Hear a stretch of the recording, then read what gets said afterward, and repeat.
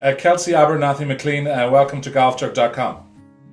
Thank you, and it's really an honor to be with you, and I appreciate it very much. Kelsey, you're breaking records all over the United States. What first gave you the idea for Four Kids?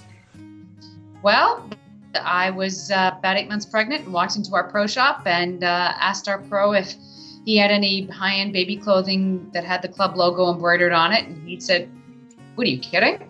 And I said, "No, are you?" And he said, "No, we really don't." And I said, "In the billion-dollar golf industry apparel market, you guys don't have anything like that." And he said, "Nope." And I thought, that's a good business idea. Maybe I'll do that someday. Mm-hmm. And what were your first steps to setting up the company? Google. Mm-hmm.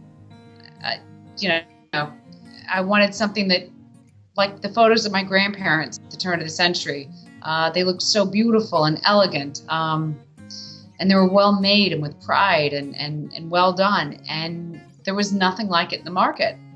And I thought, that's what we need to do. Now, obviously, you went to the PGA show in Orlando. It's a pretty scary place for a novice. Yeah, it was terrifying, actually. I went down with a few business cards, a few postcards, and a few samples, and walked away sort of miraculously with orders from, we don't like to disclose the clubs we're in publicly, but we walked away with some of the top clubs in the United States, and kind of went, what? And needless to say, since then, it's grown very quickly. We've, in fact, in January of this year, we moved into our offices out of our garage. We've installed in-house embroidery shop. We've done everything, and really want to make sure that we have exceptional apparel. We're in places like Pebble Beach, Pinehurst, Marion, Medina, and it's taken off. We're very big, though, on being green grass and sticking with green grass companies and making sure that we're in the right places. We're a preferred Ritz-Carlton vendor, which will be coming up in the next Ritz-Carlton catalog. Mm-hmm. We're very excited about that. We've grown a great deal with not just golf clubs and country clubs, but also with hotels and resorts, both domestically and internationally. And yeah, that's pretty exciting. Mm-hmm. You talk about the old-fashioned style. Again, I saw the article that was done on you guys in the PGA magazine. I know you had great success from that magazine.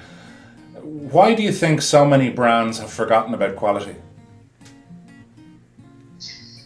I think that no matter who you are or what you do, I think you have to love what you do and be proud of what you do and be very passionate about it.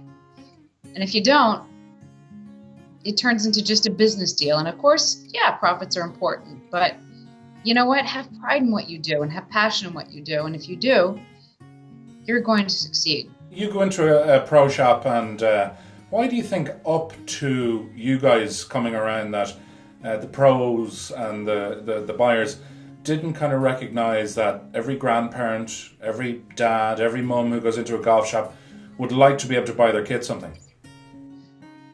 That's kind of the question I've had. I just don't think that the correct product was really out there.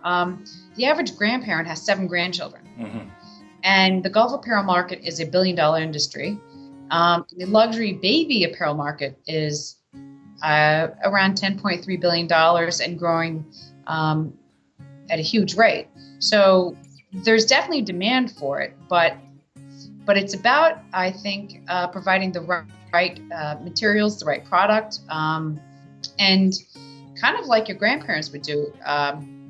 Classic styles, well made, standing behind your product. If a customer's not happy with their logo or whatever, yeah, we'll do whatever we can to make it easy or take the product back. We have a lot of pride in our product. We're looking through some of your styles, some of your own design styles. Again, it really is going back to when people wore beautiful clothes that really they could rewash, isn't it? Mm-hmm. It is, and it's Pima cotton. 99% of our products are 100% Pima cotton. So basically, it gets better as you use it. Yeah. There's little or no pilling. There's The fabric feels better as you wash it and use it.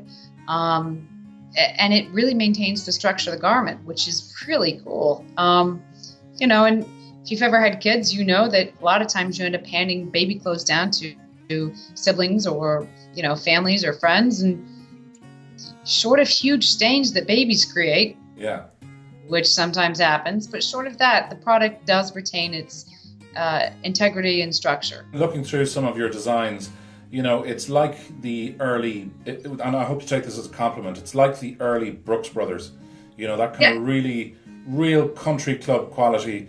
And again, if you don't mind me saying, and I hope your prices don't go up after you do this, but it's really, really affordable as well.